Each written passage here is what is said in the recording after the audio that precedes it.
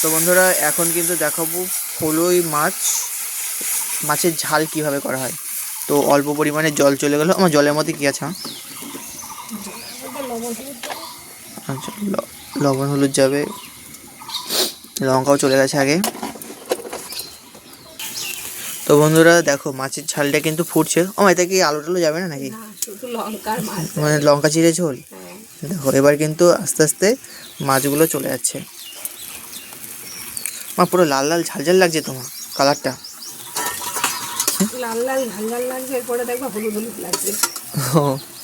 তো দেখো আস্তে আস্তে ভেজে রাখা ফুলুই মাছগুলো কিন্তু চলে গেল। আর বন্ধুরা কে কে খেতে পছন্দ করো এই ফুলুই মাছের ঝাল কমেন্ট করে কিন্তু অবশ্যই জানিও তোমরা। দেখো আর সেই মায়ের ছোট্ট উনুনের রান্না তোমরা অনেকে ভালোবাসা দিয়েছো, দেখছিলাম অনেক ভিউজ আসছে। তো যাই হোক, তো তারই মাকে বললাম চলো আবার রান্না করা যাক। দেখো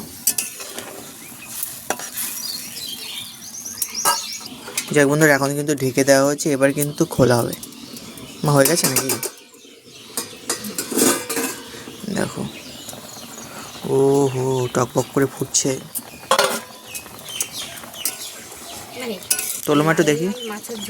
হলুদ হলুদ হলুদ হয়ে গেছে। প্রথমে তো ভেবেছিলাম লাল না। দেখো মাছের ঝোল কিন্তু কতক্ষণ লাগবে আর? আচ্ছা দেখো। আর বন্ধুরা কে কে ফুলুই মাছ খেতে ভালোবাসো কমেন্ট করে জানাও। আর কতক্ষণ লাগবে আর? হয়ে গেছে। তো দেখো বন্ধুরা কালারটা হয়ে গেছে। আর দেখো মায়ের ছোট্ট কড়াই নামানো হচ্ছে এখন। দেখো